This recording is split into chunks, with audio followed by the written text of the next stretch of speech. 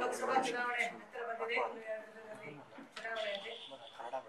ಈ ಸಂದರ್ಭದಲ್ಲಿ ನಾನು ನಿಮ್ಮ ಮುಂದೆ ಹೇಳುವಂತ ವಿಷಯ ಮುಖ್ಯವಾಗಿರುವ ವಿಷಯ ನಿನ್ನೆಯಿಂದ ನಾನು ನೋಟಾಗೆ ಓಟ್ ಹಾಕಬೇಕು ಅಂತ ಹೇಳ್ತಾ ಇದ್ದೀನಿ ಅನ್ನೋ ರೀತಿಯಲ್ಲಿ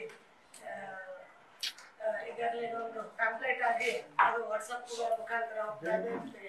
ಬೇರೆ ಬೇರೆ ಸೋಷಿಯಲ್ ಮೀಡಿಯಲ್ಲಿ ಬರ್ತಾ ಇದೆ. ಆದರೆ ಇದು ಸತ್ಯದಿಂದ ದೂರ ಆಗಿರುವಂತಹ ವಿಷಯ. ಇದು ಖಂಡಿತವಾಗಿಯೂ ನಾನು ಬಿಜೆಪಿ ಪರಿವಾರದಿಂದ ಬಂದಿರುವಂತವರು, ಜೊತೆಗೆ ನನ್ನ ಪತಿ ಶ್ರೀ ಅನಂತ್ ಕುಮಾರ್ ಅವರು 6 ಬಾರಿ ಬೆಂಗಳೂರು ದಕ್ಷಿಣದಿಂದ ಆಯ್ಕೆಯಾದಂತವರು. ಅವರ 27ನೇ ವಯಸ್ಸಿನಿಂದನೇ ಭಾರತೀಯ ಜನತಾ ಪಕ್ಷದ ರಾಜ್ಯ ಪ್ರಧಾನ ಕಾರ್ಯದರ್ಶಿಯಾಗಿ ತನ್ನ ಸೇವೆಯನ್ನು ಪ್ರಾರಂಭ ಮಾಡಿರುವಂತವರು. ಕೊನೆಯ ಉಸಿರಿರುವವರೆಗೆ ಭಾರತೀಯ ಜನತಾ ಪಕ್ಷದ ಲೋಕಸಭಾ ಸದಸ್ಯರಾಗಿ, ಬೆಂಗಳೂರು ದಕ್ಷಿಣದ ಲೋಕಸಭಾ ಸದಸ್ಯರಾಗಿ, ಕೇಂದ್ರ ಮಂತ್ರಿಗಳಾಗಿ ಕೆಲಸ ಮಾಡಿರುವಂತವರು. ನಂತರ ನನಗೂ ಸಹ ಈಗ ರಾಜ್ಯದ ಉಪಾಧ್ಯಕ್ಷರಾಗಿ ಜವಾಬ್ದಾರಿಯನ್ನು ಕೊಟ್ಟಿರುವಂತಹ ಈ ಸಂದರ್ಭದಲ್ಲಿ ಯಾವುದೇ ಕಾರಣಕ್ಕೂ ನಾನು ಆ ಮಾತನ್ನ ಹೇಳಿದ್ದೂ ಇಲ್ಲ. ಆದ್ರೆ ಯಾರೋ ಇದನ್ನ ಅಂದ್ರೆ ಸುಮ್ಮನೆ ಮತದಾರರಿಗೆ ಕನ್ಫ್ಯೂಸ್ ಮಾಡೋ ಸಲುವಾಗಿ ಈ ರೀತಿಯ ಒಂದು ಕರಪತ್ರವನ್ನು ಮಾಡಿದ್ದಾರೆ ಅಂತ ಹೇಳಿ ನಾನು ತಮ್ಮ ಮುಖಾಂತರ ಎಲ್ಲ ಜನತೆಗೂ ಹೇಳ್ತಾ ಇದ್ದೀನಿ.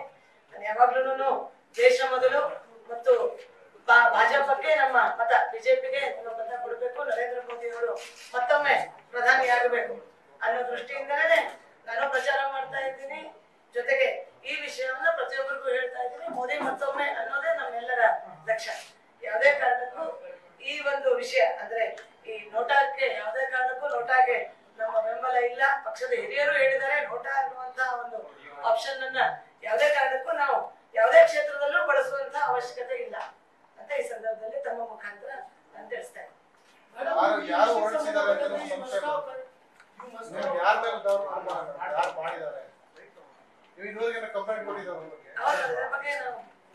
ಪೊಲೀಸ್ ಕಂಪ್ಲೇಂಟ್ ಕೊಟ್ಟಿದ್ದೀವಿ. ಇದ್ರ ಬಗ್ಗೆ ಸೈಬರ್ ಕ್ರೈಮ್ ವಿಭಾಗದವರೆಗೂ ತಿಳಿಸಿದೀವಿ. ಹೀಗಾಗಿ ಯಾರ ಬಗ್ಗೆ ಅನ್ನೋದನ್ನ ಅವರೇ ಯಾರು ಮಾಡ್ತಿದ್ದಾರೆ ಅನ್ನೋ ತನಿಖೆಯನ್ನ ಮಾಡ್ತಾರೆ, ಪೊಲೀಸರೇ ಮಾಡ್ತಾ ಇದ್ದಾರೆ. ಯಾರಿಗೆ ನನ್ನ ಹೆಸರನ್ನ ಅಂದ್ರೆ ದುರುಪಯೋಗ ಮಾಡ್ತಾ ಇದ್ದಾರೋ, ನನ್ನ ಬಗ್ಗೆ ಸುಮ್ಮನೆ ಅಲ್ಲ ಸಲ್ಲದ ಆರೋಪ ವಹಿಸಬೇಕು ಅಂತ ಹೇಳಿ ಯಾರು ಮಾಡ್ತಾ ಇರುವಂತ ಕೆಲಸ.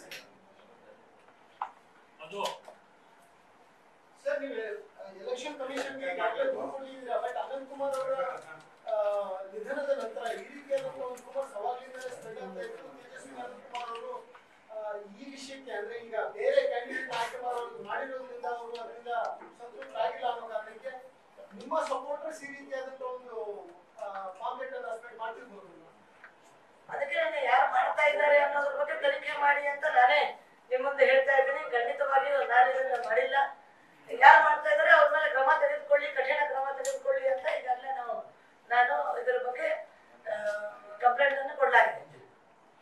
ನಿಮಗೆ ಟಿಕೆಟ್ ಕೈ ತಪ್ಪಿದ ನಂತರ ಮಾಧ್ಯಮಗಳು ಒಂದು ಬರಲಿಲ್ಲ, ಹೆಚ್ಚಾಗಿ ಈ ತರ ವರದಿ ಹರಿದಾಗೆಲ್ಲ ನೀವು ಮೌನ ಶರಣಾಗ್ತಾ ಹೋಗೋಣ, ಇದರಿಂದಾಗಿ ಈ ತರ ಎಲ್ಲ ಸ್ಪ್ರೆಡ್ ಆಗ್ತಿರ್ಬೋದ ಅಂತ? ಹಾಗೇನಿಲ್ಲ, ನಾನು ಕ್ಯಾಂಪೇನ್ ಮಾಡ್ತಾ ಬಂದಿದ್ದೀನಿ. ನಾನು ಸ್ಪಷ್ಟೀಕರಣ ಇನ್ನೂ ಹಲವಾರು ಸಂತೋಷ್ ಅವರ ಹೇಳಿಕೆ ವಿಷಯ ಬಂತು. ಎಲ್ಲ ಸಂದರ್ಭಗಳಲ್ಲೂ ನೀವು ಹೆಚ್ಚಾಗಿ ಮೌನವಾಗಿ ಉಳಿತಾ ಹೋದ್ರಿ. ನಿಮ್ಮ ಮೌನವನ್ನ ಸಮ್ಮತಿ ಅಂತ ತಿಳ್ಕೊಂಡವರೇ ಹೆಚ್ಚಾದ್ರು. ಹಾಗಾಗಿ ಈ ತರ ಎಲ್ಲರೂ ಹೊರಡ್ತಾ ಇದೆಯಾ ಅಂತ? ಇಲ್ಲ, ನಾನು ಮೊದಲೇ ಟ್ವೀಟ್ ಮುಖಾಂತರ ನಾನು ಮೊದಲೇ ದಿನಾನೇ ಹೇಳಿದ್ದೀನಿ.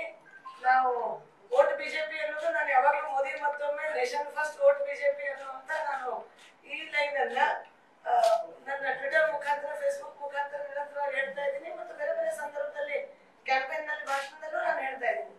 ಆದ್ರೆ ಬೇರೆಯವರ ಹೇಳಿಕೆಯ ಬಗ್ಗೆ ನಾನು ಕಮೆಂಟ್ ಮಾಡದೆ ಇರೋದಕ್ಕೆ ಕಾರಣವೂ ಇದೆ. ಯಾಕಂದ್ರೆ ನಾನು ಅವ್ರೇನ್ ಹೇಳಿಕೆ ಕೊಟ್ಟಿದ್ದಾರೆ ಅಂತ ನಾನು ಕೇಳಿಲ್ಲ. ಹೀಗಾಗಿ ಆ ಹೇಳಿಕೆ ಬಗ್ಗೆ ನಾನು ಮೌನವಾಗಿದ್ದೀನಿ. ಆದ್ರೆ ಯಾರೋ ಈ ಒಂದು ಸಂದರ್ಭದಲ್ಲಿ ನಮ್ಗಾಗದೇ ಇರೋರು ನಮ್ಮ ಪಕ್ಷಕ್ಕೆ ಗೆಲುವು ಸಿಗಬಾರದು ಅಂತ ಯೋಚನೆ ಮಾಡುವಂತವರು ಈ ತರದ ಸಂಗತಿಗಳನ್ನು ಮಾಡ್ತಾ ಇರ್ತಾರೆ. ನಿಮಗೆ ಅನ್ಯಾಯ ಆಗಿದೆ ಅಂತ ಅನ್ನೋದು ನಿಮ್ ಬೆಂಬಲಿಗರ ಆಕ್ರೋಶವನ್ನ ಈ ತರ ವ್ಯಕ್ತಪಡಿಸಿಲ್ಲ ಅಂತ ನೀವೇ ಅರ್ಥ ಮಾಡ್ಕೊಡಲ್ಲ. ನಿಮ್ಮ ಮೇಲಿನ ಅಭಿಮಾನವನ್ನ ಅವ್ರು ಈ ತರ ವ್ಯಕ್ತಪಡಿಸಿರಬಹುದು. ಆದ್ರೆ ನೀವು ಅದನ್ನ ಅಭಿಮಾನ ಅಲ್ಲ, ಅದು ಪಕ್ಷಕ್ಕೆ ವಿರುದ್ಧ ಅಂತ ಅಂತೀರ ನೀವು? ಹೌದೌದು, ಖಂಡಿತ ಅದು ಪಕ್ಷಕ್ಕೆ ವಿರುದ್ಧ. ಹೀಗಾಗಿ ನಾನು ಇದನ್ನ ಕಂಪ್ಲೇಂಟ್ ಕೊಟ್ಟಿರುವಂತಹದ್ದೇ ಇದು ಯಾರೋ ಪಕ್ಷಕ್ಕೆ ಮತ್ತು ನನ್ನ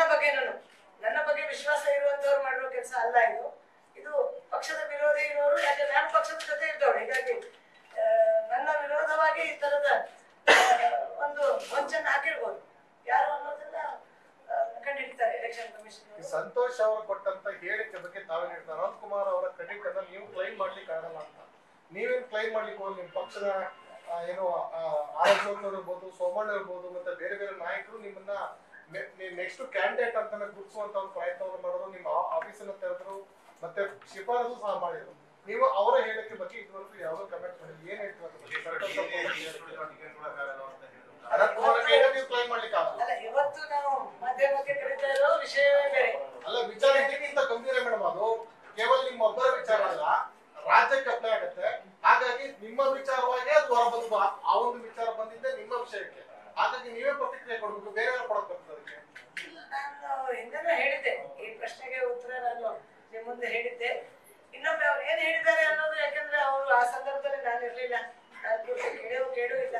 ಯಾಕೆ ಏನ್ ಹೇಳಿದ್ದಾರೆ ಅನ್ನೋದು ಅವ್ರ ಜೊತೆಗೆ ಚರ್ಚಿಸಿ ಏನಿದೆ ಅನ್ನೋದನ್ನ ನೀವು ಪತ್ರಿಕೆಗಳು ನೋಡಿರ್ತೀರಾ, ಮಾಧ್ಯಮಗಳು ಗಮನಿಸಿರ್ತೀರಾ, ಬೇರೆ ಬೇರೆ ವಿಚಾರಗಳಿಗೆ ಹೇಳಿಕೆ ಕೊಡುವಂತವ್ರು ಈ ವಿಚಾರದಲ್ಲಿ ಯಾಕೆ ನಿಮ್ಗೆ ಗೊತ್ತಿಲ್ಲ ಅಂತ ಯಾಕೆ ಮುಚ್ಕೊಳ್ಳುವಂತ ಪ್ರಯತ್ನಕ್ಕೆ ಅವ್ರ ವಿರುದ್ಧವಾಗಿ ಹೇಳಿಕೆ ಕೊಡ್ಬೇಕಾಗತ್ತಂತ ಆತಂಕರ, ಅಥವಾ ನಾವೊಂದು ಹೇಳಿಕೆ ಕೊಟ್ಟರೆ ಪಕ್ಷದ ಹೈಕಮಾಂಡ್ ವಿರುದ್ಧ ಕೊಟ್ಟಂಗಾಗತ್ತ ಅಂತ ತೀರ್ಮಾನ? ಖಂಡಿತ ಆ ಥರದ್ದು ಏನೂ ಇಲ್ಲ. ಯಾವ್ದನ್ನ ಹೇಳಬೇಕು ಅಂತ ನನಗೆ ಅನ್ಸುತ್ತೋ, ಯಾವ್ದು ಸರಿಯಾಗಿರುತ್ತೋ, ಯಾವ್ದನ್ನ ಹೇಳಬೇಕು ಅನ್ಸುತ್ತೋ ನಾನು ಯಾವಾಗ್ಲೂ ನಾನು ನಿಮ್ಮ ಮುಂದೆ ಹೇಳಿದ್ದೀನಿ. ಸಂತೋಷ್ ಅವ್ರು ಹೇಳಿ ಸತ್ಯ ಆಗಿಲ್ಲ, ಕರೆಕ್ಟ್ ಇದೆ ಆಗಿಲ್ಲ. ಹಾಗೇನಿಲ್ಲ, ಮತ್ತೆ ಜೀನ್ಸ್ ಗೆ ಟಿಕೆಟ್ ಕೊಡಬಾರ್ದು ನಿರ್ಧಾರ ಮಾಡ್ಬಿಟ್ಟು ತೇಜಸ್ವಿ ಸೂರ್ಯ ಕೊಟ್ಟು ಸಮರ್ಥನೆ ಮಾಡ್ಕೊಂತೀರಿ, ನೀವು ಒಪ್ಕೋತೀರಾ? ಅವ್ರಿಗೆ ಕೇಳಬೇಕು. ಅಲ್ಲಲ್ಲ, ನೀವು ಪಕ್ಷದ ರಾಜ್ಯಾಧ್ಯಕ್ಷರಾಗಿದ್ದೀರಿ, ಈಗ ಮೊದಲು ಉಪಾಧ್ಯಕ್ಷರಾಗಿದ್ದೀರಾ. ನೀವು ಮೊದಲು ಇರ್ಲಿಲ್ಲ ನಿಮ್ಗೆ ಡೆಸಿಗ್ನೇಷನ್, ಈಗ ನಿಮ್ಗೆ ಡೆಸಿಗ್ನೇಷನ್ ಕೊಟ್ಟಿದ್ದೀರಾ. ನೀವು ಆ ಹೇಳಿಕೆ ಕೊಡ್ಲಿಕ್ಕೆ ನಿಮ್ಗೆ ಅಧಿಕಾರ ಇದೆ ಈಗ. ಇದೆ, ಅದು ನಾನು ಅವ್ರ ಜೊತೆ ಮಾತಾಡಿದ್ನ ಹೇಳ್ತೀನಿ. ನಾನು ಹೇಳೋದಿಲ್ಲ ಅಂತ ನಾನು ಉಳಿದುಕೊಳ್ತಾ ಇಲ್ಲ. ಅವ್ರ ಜೊತೆ ಚರ್ಚೆ ಮಾಡಿ ಅವ್ರು ಯಾವ ದೃಷ್ಟಿಯಿಂದ ಹೇಳಿದ್ದಾರೆ, ಯಾಕಂದ್ರೆ ಅವರು ಪಕ್ಷದ ಹಿರಿಯರು, ಬಹಳಷ್ಟು ವರ್ಷ ಪಕ್ಷದಲ್ಲಿ ಕೆಲಸ ಮಾಡಿರುವಂತವರು, ರಾಷ್ಟ್ರೀಯ ಸಹ ಸಂಘಟನಾ ಕಾರ್ಯದರ್ಶಿ ಅಂತ ಉನ್ನತ ಜವಾಬ್ದಾರಿ ಇರುವಂತಹ ಒಂದು ಜವಾಬ್ದಾರಿಯುತ ಸ್ಥಾನದಲ್ಲಿ ಇರುವಂತವರು. ಅವರ ಹೇಳಿಕೆಯನ್ನ ನಾನು ಪತ್ರಿಕೆಯಲ್ಲಿ ಓದಿ ಅದನ್ನ ನಾನೇನೋ ಒಂದು ಅರ್ಥ ಮಾಡಿಕೊಂಡು ನನ್ನದೇ ಆದ ಒಂದು ಅದಕ್ಕೆ ಉತ್ತರವನ್ನು ಕೊಡೋದು ಸರಿಯಲ್ಲ ಅಂತ. ನಿಮ್ಮ ಪತಿಯ ಕ್ರೆಡಿಟ್ ಅನ್ನ, ನಿಮ್ಮ ಪತಿಯವರ ಕಾಂಟ್ರಿಬ್ಯೂಷನ್ ನೀವು ಕ್ಲೈಮ್ ಮಾಡ್ಲಿಕ್ಕೆ ಯಾಕೆ ಆಗೋದಿಲ್ಲ ಅಂತ ಪ್ರಶ್ನೆ ಉದ್ಭವಿಸುತ್ತೆ. ನಾನು ಹೇಳಿದ್ದಲ್ಲ, ಈಗ ಬೇರೆ ವಿಚಾರ ಓಕೆ, ನಿಮ್ಮ ಪತಿಯ ವಿಚಾರ ಬಂದಾಗನೇ ಮಾತಾಡೋದು ಅವರು. ಅನಂತ್ ಕುಮಾರ್ ಅವರ ಕ್ರೆಡಿಟ್ ಅನ್ನ ತೇಜಸ್ವಿನಿ ಅವರು ಕ್ಲೈಮ್ ಮಾಡ್ಲಿಕ್ಕೆ ಆಗೋದಿಲ್ಲ. ನೀವು ಕ್ಲೈಮ್ ಮಾಡ್ಲಿಕ್ಕೆ ಮಾಡಿದ್ದೀರಾ? ಮಾಡಿದ್ದೀರಾ? ಅದು ಬರ್ತ ಇನ್ನೇನೋ ಮಾಡಿರ್ಬೋದು ನೀವು ಅಂತ, ಅದು ಮಾಡದೇ ಇಲ್ಲದೇ ಇರ್ಬೋದು ಅಂತ ಪ್ರಶ್ನೆ ಅರ್ಥ ಆಗುತ್ತೆ. ನಾನು ಇಲ್ಲಿ ಕಟಕಟೆಯಲ್ಲಿ ನಿಂತಿಲ್ಲ, ಪತ್ರಿಕಾಗೋಷ್ಠಿಯಲ್ಲಿ ಕೂತಿದ್ದೀನಿ. ನೀವೇ ಆರೋಪ ಮಾಡೋರು ನಿಮ್ಮ ಪಕ್ಷದವ್ರೆ, ಪಕ್ಷದಲ್ಲಿದ್ದೀರಾ, ಜವಾಬ್ದಾರಿ ಸ್ಥಾನದಲ್ಲಿದ್ದೀರಾ, ನೀವು ಉತ್ತರ ಕೊಡ್ಬೇಕು. ನೀವು ಅದಕ್ಕೆ ನನ್ನ ಮೊದಲನೇ ಈ ಒಂದು ವೇದಿಕೆಯಿಂದ ಉಪಾಧ್ಯಕ್ಷರಾದ್ಮೇಲೆ ಅಲ್ಲ, ದಯವಿಟ್ಟು ಇದರಲ್ಲಿ ನಾನೇನ್ ಹೇಳ್ತಾ ರಾಜ್ಯ ಉಪಾಧ್ಯಕ್ಷ ಸ್ಥಾನವನ್ನ ಪಕ್ಷದವರು ಕೊಟ್ಟಿದ್ದಾರೆ, ಅದ್ರ ಬಗ್ಗೆ ನೀವು ಇನ್ನೂ ರಿಯಾಕ್ಟ್ ಮಾಡಿಲ್ಲ. ಅದ್ರ ಬಗ್ಗೆ ನಿಮ್ಮ ಅಭಿಪ್ರಾಯ ಏನು? ಅದನ್ನ ಸ್ವೀಕರಿಸಿದ್ದೀರಾ? ಮುಂದೆ ಪಕ್ಷದಲ್ಲಿ ಯಾವ ರೀತಿ ಕೆಲಸ ಮಾಡ್ತೀರಾ ಅನ್ನೋದ್ರ ಬಗ್ಗೆ ಈಗಾಗಲೇ ನಿಮಗೆ ಬಂದಿರುವಂತಹ ಏನು ಮಾಹಿತಿ ಇದೆ. ಉಪಾಧ್ಯಕ್ಷರು ಇವತ್ತು ಮಾಧ್ಯಮವನ್ನು ಉದ್ದೇಶಿಸಿ ಮಾತಾಡ್ತಾರೆ ಅಂತ ಹೇಳಿದ್ದಾರೆ. ನಾನು ನಿಮ್ ಜೊತೆ ಮಾತಾಡ್ತಿದ್ದೀನಿ, ಇದರರ್ಥ ನಾನು ಒಪ್ಪಿಗೆ ಕೊಟ್ಟಿದ್ದೀನಿ ಅನ್ನೋದೇ ಅರ್ಥ. ನಾನು ಭಾರತೀಯ ಜನತಾ ಪಕ್ಷದ ಜೊತೆಗೆ ಬಹಳ ಹತ್ತಿರದಿಂದ ಪಕ್ಷದ ಪ್ರತಿ ಚಟುವಟಿಕೆಯನ್ನು ಹತ್ತಿರದಿಂದ ನೋಡಿದಂತವಳು. ಆದ್ರೆ ನೇರವಾಗಿ ಪಕ್ಷದ ಕೆಲಸ ಮಾಡಿರುವಂತಹ ಇನ್ನೂ ಬಹಳಷ್ಟು ಸಂಗತಿಗಳು ನಾನು ಕಲಿಯುವಂತದ್ದಿದೆ.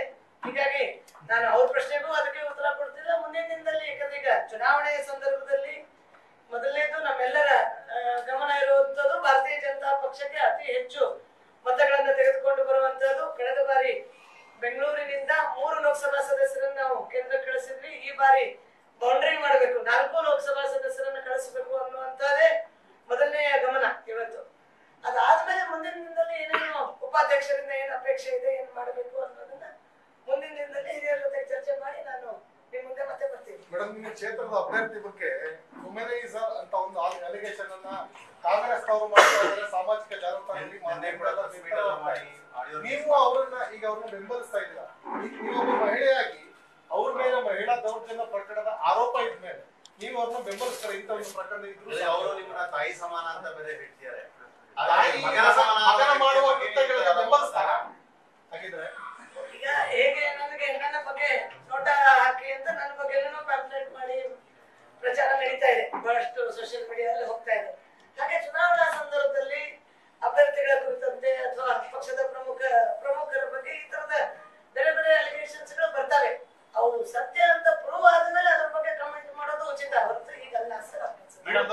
ಮೇಡಮ್ ಅದ್ರ ಬಗ್ಗೆ ಸತ್ಯ ಅಂತ ತನಿಖೆ ಅವರು ದಾಖಲಾಗಿದೆ, ಅದರ ಬಗ್ಗೆ ತನಿಖೆ ಆಗಬೇಕು. ತನಿಖೆ ಆದ್ಮೇಲೆ ಯಾವ್ದು ಸತ್ಯ ಅಂತ ಗೊತ್ತಾದ್ಮೇಲೆ ಅದ್ರ ಬಗ್ಗೆ ಕಮೆಂಟ್ ಮಾಡೋದು ಸೂಕ್ತ ಅಂತ ನನಗೆ ಮೇಡಮ್. DNA ಪ್ರಕರಣ ಸಂಬಂಧಪಟ್ಟಂತೆ ಯಡಿಯೂರಪ್ಪನ ಮಗ ರಾಘವೇಂದ್ರ ಇದ್ದಾರೆ, ಅವ್ರಿಗೆ DNA ಅಪ್ಲೈ ಆಗಲ್ವಾ? ಶಿವಕುಮಾರ್ ಉದಾಸ್ ಇದ್ದಾರೆ, ಅವ್ರಿಗೆ DNA ಅಪ್ಲೈ ಆಗಲ್ವಾ?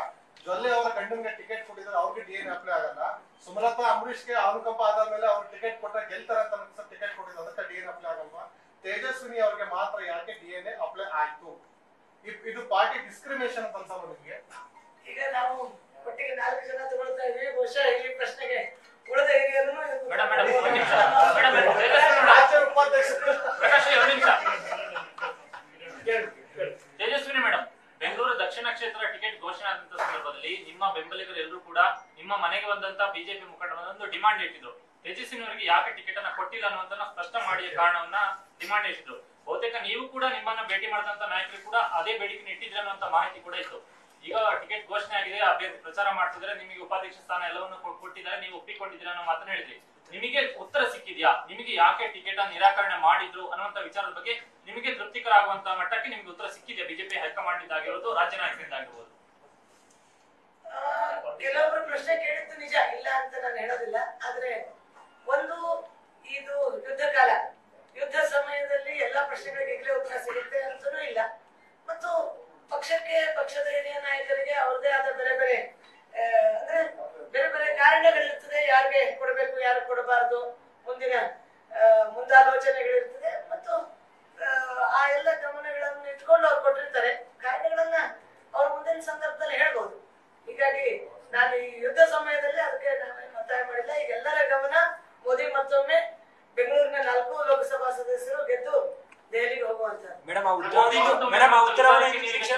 ಪ್ರಚಾರದಲ್ಲಿ ಮುಂದುವರಿತಿದ್ರು ಅಥವಾ ಬಿಜೆಪಿ ನಾಯಕರು ನಿಮ್ಮನ್ನ ಮನವೊಲಿಸಿದ್ರು? ಹಾಗಾದ್ರೆ ನಾನು ಆ ದಿನಾನು ಹೇಳಿದ್ದೆ, ಪಕ್ಷದ ಜೊತೆಗಿದ್ದೀನಿ, ಪಕ್ಷದ ಹಿರಿಯರ ನಿರ್ಣಯದ ಜೊತೆಗೆ ನಾನಿದ್ದೀನಿ ಅಂತ ಆ ದಿನಾನು ಹೇಳಿದ್ದೆ, ಇವತ್ತು ಹೇಳ್ತಾ ಇದ್ದೀನಿ. ಏನೋ ಬದಲಾವಣೆ ಇಲ್ಲ ಮೇಡಮ್. ಈಗ ಕಾಂಗ್ರೆಸ್ ಅಭ್ಯರ್ಥಿ ಹರಿಪ್ರಸಾದ್ ಅವರು ನೇರವಾಗಿ ಹೇಳ್ತಾ ಇದ್ದಾರೆ, ಅನಂತ್ ಕುಮಾರ್ ಅವರಿಗೆ ಪರ್ಯಾಯವಾಗಿ ಒಬ್ಬ ಅಭ್ಯರ್ಥಿಯಾಗಿ ಆಗ್ಬೇಕಾದ್ರೆ ಹರಿಪ್ರಸಾದ್ ಮಾತ್ರ. ತೇಜಸ್ವಿ ಸೂರ್ಯ ಆಯ್ತ ಅವ್ರನ್ನ ಪರ್ಯಾಯ ಆಗೋದಕ್ಕೆ ಸಾಧ್ಯನೇ ಇಲ್ಲ. ಈಕ್ವಲ್ ಆದಂತ ವ್ಯಕ್ತಿ ಹರಿಪ್ರಸಾದ್ ಮಾತ್ರ ಅಂತ. ನೀವು ಇದನ್ನು ಒಪ್ತೀರಾ? ಅನಂತ್ ಕುಮಾರ್ಗೆ ಪರ್ಯಾಯ ಅಂತಂದ್ರೆ ಅಲ್ಲ, ಅವರ ಅಭಿಪ್ರಾಯದ ಬಗ್ಗೆ ನಾನು ಏನು ಉತ್ತರ ನಾನು ಯಾಕೆ ಕೊಡಬೇಕು ಮತ್ತು ನಾನು ಕೊಡೋದು ಇಲ್ಲ.